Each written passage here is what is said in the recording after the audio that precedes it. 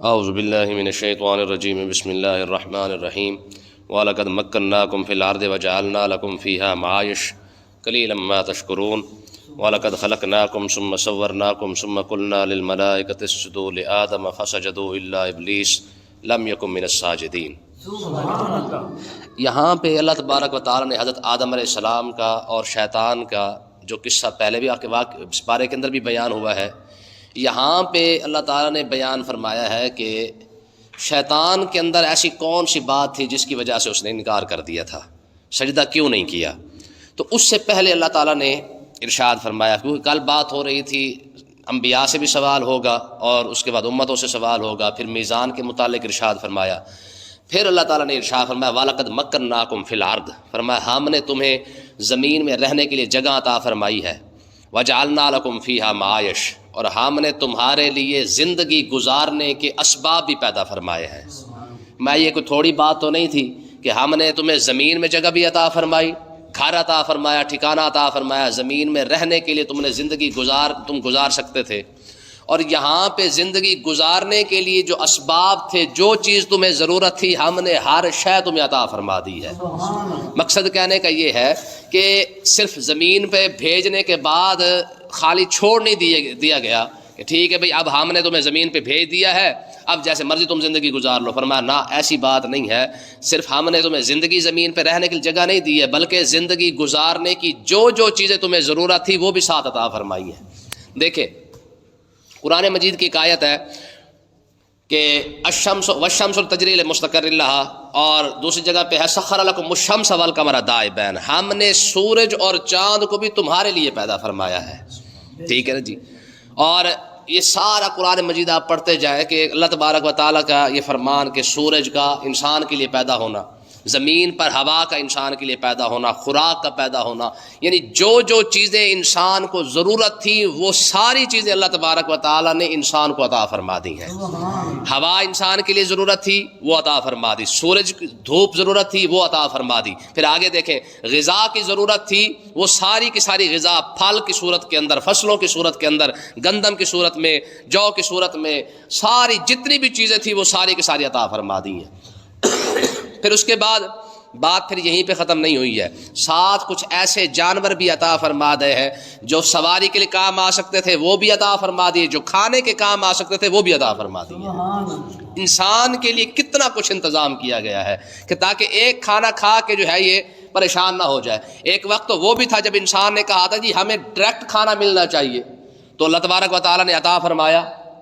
وہ جو بنی اسرائیل نے مانگا تھا کہ نہیں جی ہمیں تو جناب پکا پکایا ہمیں ملے، تو اللہ تعالیٰ نے کیا فرمایا؟ فرمایا ظللنا علیکم الغمام وانزلنا علیکم المن والسلویٰ، چلو تم نے اگر نہیں اپنا پکا کے کھانا تو ہم چلو پکا پکائے تمہیں عطا فرما دیتے ہیں۔ تو یہ بھی تو انسان کی قدر کی گئی نا، اگر دھوپ لگتی تھی تو بادل بھیج دیا تھا کہ چلو یار ان کو دھوپ نہ لگے۔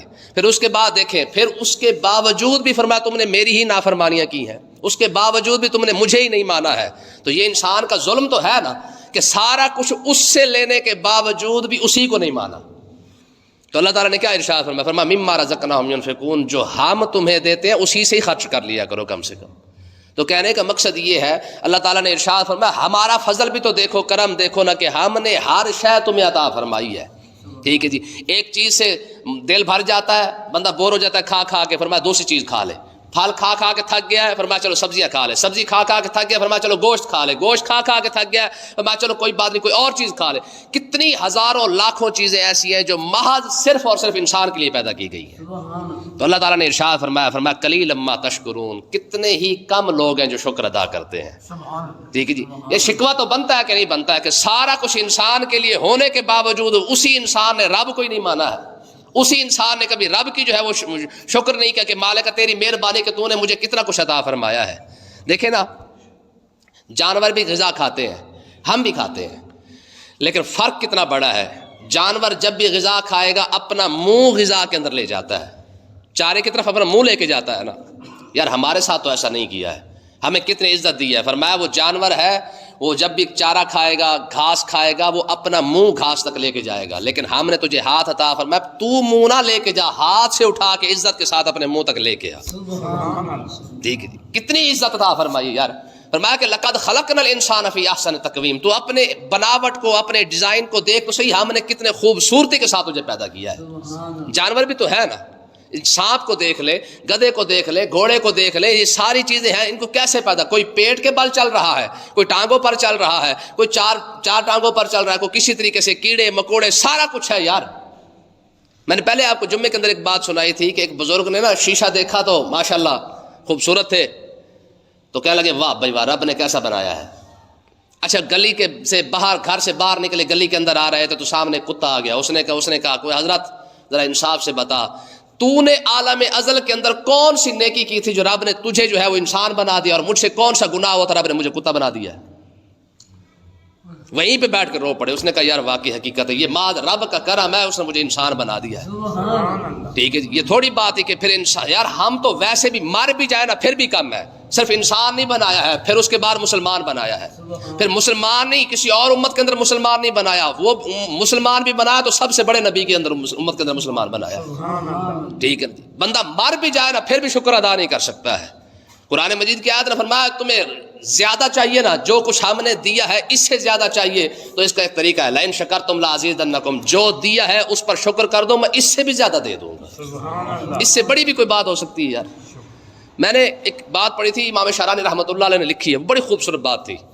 آپ فرماتے ہیں کہ میں نے ایک جگہ سے جا رہا تھا تو جنگل کے اندر ایک جھوپڑی لگی ہوئی تھی، وہاں پہ نا دو بیٹھے تھے اما ابا، یعنی میاں بیوی بیٹھے تھے، اور تقریباً 80-90 سال کے ہو گئے تھے۔ تو میں نے ان کو کہا، میں نے کہا یار میں آپ کا مہمان ہوں، انہوں نے کہا جی بسم اللہ آ جائے۔ کہ جی میں ان کے پاس رات گزاری، انہوں نے مجھے کھانا دیا، روٹی شوٹی دی، سارا کچھ کیا۔ تو کہتے جی میں نے دیکھا کہ 2 مصلے بچھے ہوئے ہیں، اما ادھر جو ہے وہ سجدے کیے جا رہی ہے، ابا ادھر سجدے کیے جا رہا ہے۔ سبحان اللہ، ٹھیک ہے نا جی۔ تو میں نے ان کو دیکھا کہ وہ آپس میں نا ضرورت کی بات کرتے، اس سے زیادہ بات نہیں کرتے تھے۔ تو میں نے ان سے پوچھا یار تمہاری اولاد نہیں ہے؟ تو وہ ہنس پڑے، انہوں نے کہا جی اولاد کہاں سے ہونی ہے، ہم آج تک کٹھے نہیں ہوئے۔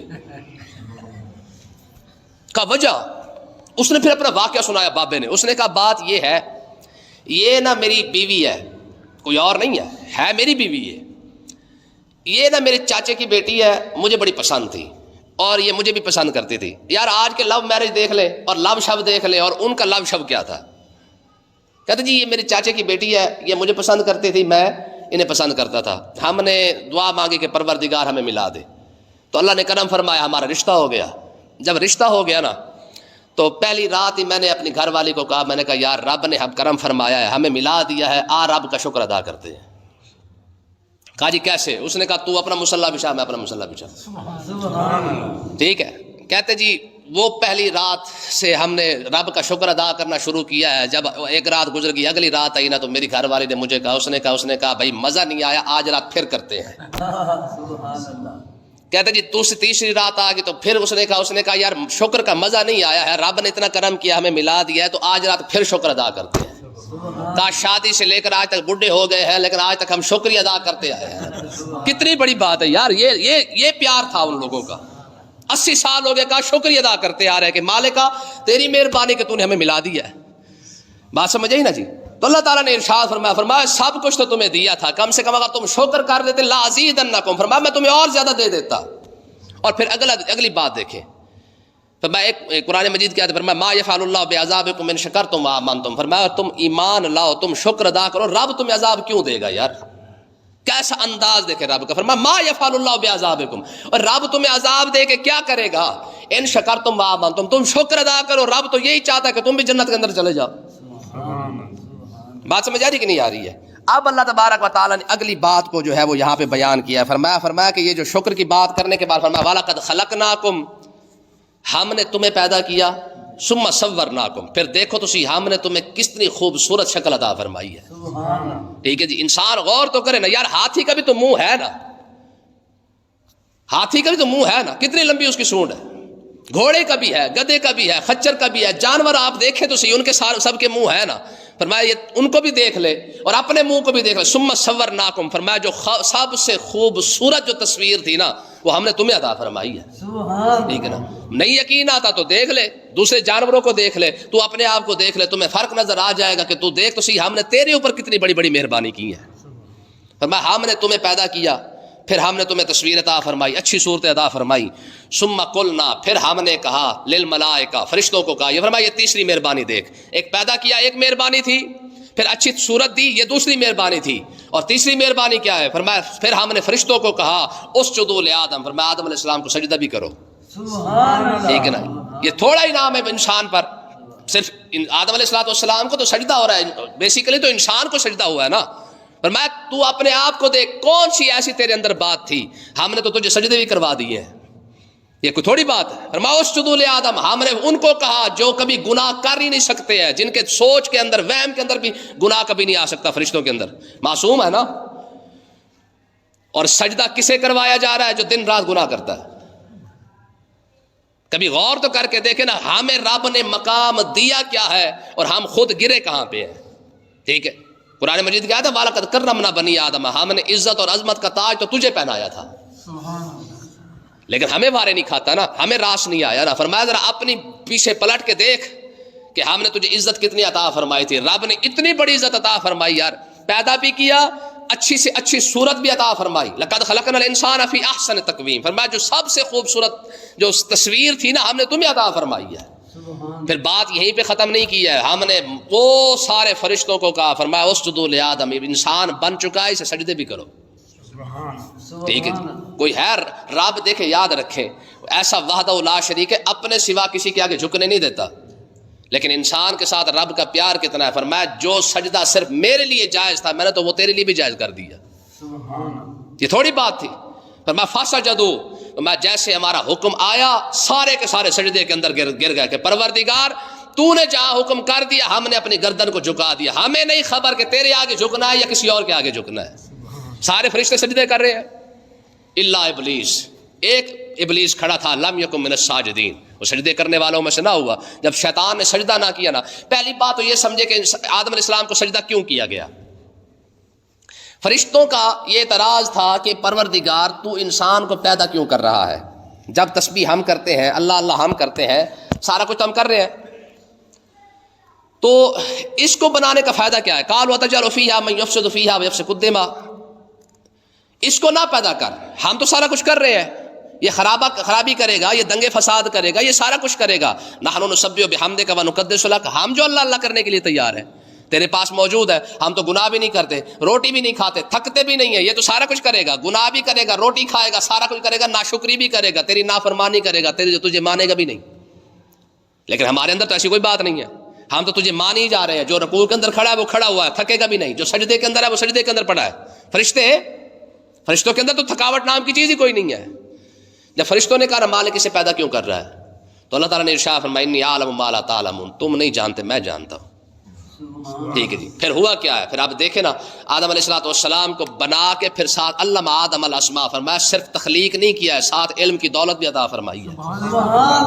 ٹھیک ہے جی، علم عطا فرمایا، اور علم عطا فرما کے پھر فرمایا کہ ہاں بھائی تم جو کہتے ہو کہ میں نے اسے ایم ہی بنا دیا ہے، ذرا یہ تو بتاؤ یہ جو زمین کے اندر جو چیزیں ہیں ان کے نام کیا کیا ہیں. تو انہوں نے کیا کہا؟ انہوں نے کہا پروردگار ہمیں تو پتہ نہیں ہے. فرمایا میرے آدم ذرا تو بتا نا. ہے یار کیسی کمال بحث ہے، کیسی کمال بات ہے.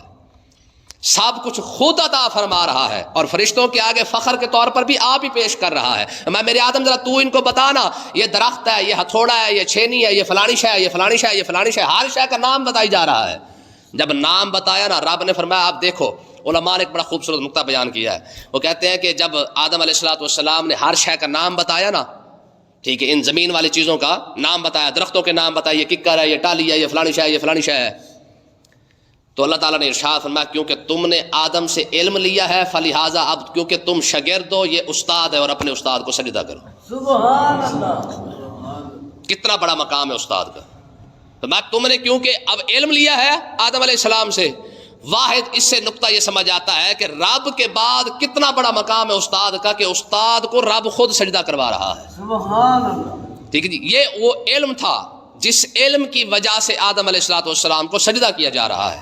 ٹھیک ہے نا جی. تو اس کا مطلب یہ ہے کہ آج جس دین کو چھوڑ کر، جس علم کو چھوڑ کر دنیا اے بی سی کے پیچھے لگی ہوئی ہے نا، اس کا کوئی فائدہ کوئی نہیں ہے. ہاں یہ وہ علم تھا جس کے ذریعے رب نے فرشتوں سے سجدے کروائے ہیں. بات سمجھ آئی کہ نہیں ہے؟ تو اللہ تعالیٰ نے ارشاد فرمایا قالا، رب نے فرمایا ما منعک اللہ تسجد، فرمایا تجھے کس نے منع کیا ہے تو سجدہ نہیں کرتا؟ تیرے اندر کون سی شے آ گئی ہے؟ تجھے کس چیز نے منع کیا ہے اللہ تسجد تو سجدہ جو نہیں کرتا؟ اذ امرتک، حالانکہ میں تجھے کہہ رہا ہوں، جب میں نے تجھے حکم دے دیا ہے اور پھر تو سجدہ کیوں نہیں کر رہا ہے؟ دیکھیں نا، اب اسی سے بات سمجھ لے کہ جب رب کا حکم آ گیا بات تو ختم ہوگی نا، پھر بندے کے اندر کون سی میں رہ جاتی ہے؟ جب اللہ تعالیٰ نے فرمایا یوں کرنا تو کرو۔ اب نماز ہے نا، اب نماز پہ غور کر کے دیکھیں، ہمیں کیا ہوتا ہے؟ کھڑا ہونا پڑتا ہے، پھر تھوڑا سا جھکنا پڑتا ہے، پھر جاؤ زمین میں جا رہے ہیں، وہ جناب ماتھا بھی گھس رہا ہے، ناک بھی گھس رہی ہے، یہ سارا کچھ کیوں ہو رہا ہے؟ میں نے کہہ دیا ہے تو کرتے جاؤ، اس میں فلسفے پوچھنے کی ضرورت۔ کئی لوگوں کو کہتے جی جب کوئی مسئلہ بیان کرے نا، وہ کہتے جی اس میں کیا حکمت ہے؟ اور تو حکمت ہے کوئی گولی مار، تو یہ تو دیکھ یہ میرے رب کا حکم ہے، تو نے حکمت پوچھ کے کیا کرنا ہے؟ اس کے اندر کون سا فلسفہ؟ فرمایا فلسفوں کو چھوڑ۔ جب یہ آدم دیکھیں نا جی، آقا علیہ الصلوۃ والسلام نے جب کوئی حکم فرمایا نا، صحابہ کرام نے ایک بار بھی نہیں کہا کہ یا رسول اللہ یہ جو آپ حکم دے رہے ہیں اس میں کیا حکمت ہے؟ ہماری قوم سیانی بنی ہوتی ہے، جب ان کو کوئی مسئلہ بتایا کہتے ہیں جی ذرا بتائیں اس میں حکمت کیا ہے، تو حکمتوں کو دفع کر۔ ٹھیک ہے، ہاں، مومن بندے کی نشانی کیا ہے؟ ما کان للمؤمن ولا مؤمنۃ اذا قضى الله ورسوله امرا ان يكون لهم الخيار۔ اور اللہ تعالیٰ نے ارشاد فرمایا مومن بندے کی نشانی یہی ہے، اسے بات اپنا اس کی حکمت سمجھ آئے یا نہ آئے، بس جب اللہ اور اللہ کا رسول کا حکم آ جاتا ہے وہ اپنی گردن کو جھکا دیتا ہے بس۔ ٹھیک ہے جی، آج ہماری قوم نماز کے اندر حکمت ڈھونڈتی ہے، فلسفہ ڈھونڈتی ہے، روزہ کیوں رکھا جا رہا ہے؟ فلسفہ ڈھونڈ رہی ہے۔ تو اللہ تعالیٰ نے ارشاد فرمایا مومن بندے کی تو نشانی یہی ہے کہ مومن بندہ کبھی فلسفے نہیں ڈھونڈتا۔ تو اس نے کیا کہا؟ اس نے کہا قال انا خیر من، اس نے کہا جی میں تو اس سے بہتر ہوں۔ ایسا لوسی کے منہ والا تھا، اسے سمجھ ہی کوئی نہیں آئی ہے کہ تو کر کیا رہا ہے، اور رب تجھے کہہ رہا ہے تو سجدہ کر، بات ختم، تجھے کیا لگے؟ کیوں جی؟ یہ ہے مومن بندے کی نشانی۔ مومن بندے کو کہہ دیا جھک جا تو وہ جھک گیا بس۔ تو اس نے آگے سے اپنی عقل لڑانا شروع کر دی، اس نے کہا جی میرا جسم میری مرضی، انا خیر من، میں تو اس سے زیادہ بہتر ہوں۔ اچھا اس کی دلیل کیا تھی؟ رب نے فرمایا تو اس سے بہتر کیسے ہو گیا ہے؟ اب اس کی دلیل دیکھیں، اس نے کہا جی خلقتنی من نار، مجھے تو نے آگ سے پیدا کیا ہے، وخلقتہ من طین، اس کو تو نے مٹی سے پیدا کیا ہے۔ یہ اس نے باقاعدہ رب کو دلیل دی ہے۔ اب مجھے بتائیں، رب کا حکم آ جائے اور بندہ دلیلیں ڈھونڈتا پھرے کہ نہیں جی پھر کرے تو فائدہ کیا ہوگا اس میں، پھر اگر یہ کام کرے تو اس میں کیا فائدہ ہوگا، تو یہ شیطان کا کام ہے۔ سب سے پہلے دلیلیں شیطان نے رب کو دی ہے، کیوں کہ پروردگار میں اس سے زیادہ بہتر ہوں۔ رب نے فرمایا تو اس سے بہتر کیسے ہے؟ کہتے جی خلقتنی من نار، تو نے مجھے آگ سے پیدا کیا ہے۔ اور یہ بھی اس کی بے وقوفی ہے شیطان کی، آگ کبھی بھی مٹی سے بہتر نہیں ہے۔ کیوں؟ مٹی آگ کو بجھا سکتی ہے، آگ مٹی کو، ٹھیک ہے نا جی۔ یہ بھی اس لوسی کو ایویں خام خیال دماغ کے اس کے اندر آ گئی تھی، خلقتنی من نار، وہ کہتا جی میں کیونکہ آگ سے بنا ہوں تو فلہذا میں بہتر ہوں۔ وجہ کیا ہے؟ کیونکہ میں جلا کے راکھ کر دیتا ہوں، میرے ہیٹ ہی ہیٹ ہے، گرمائش ہی بڑی ہے۔ تو اللہ تعالیٰ نے ارشاد فرمایا یہ جو تیرا تکبر ہے نا یہ تجھے لے ڈوبا ہے، یہ جو تیرا غرور، تیری آکڑ ہے نا کہ میں کیونکہ آگ سے بنا ہوں میں جس کو چاہوں جلا دوں، تو فرمایا نہ، جس کے اندر آکڑ آ جائے، تکبر آ جائے، غرور آ جائے نا، پھر وہ ایسی ذلیل ہی ہو جاتا ہے۔ اور آدم علیہ السلام کیونکہ مٹی سے بنے تھے تو مٹی کے اندر کیا ہے؟ مٹی کے اندر عاجزی ہے جی۔ دیکھیں نا پڑی ہے اس کے اوپر کوئی جناب والا کوئی بلڈنگیں بنائی جا رہا ہے، کوئی اس کے اوپر کچھ کیے جا رہا ہے، کبھی مٹی نے شکوہ کیا کہ یار میرے اوپر کیا کر رہے ہو؟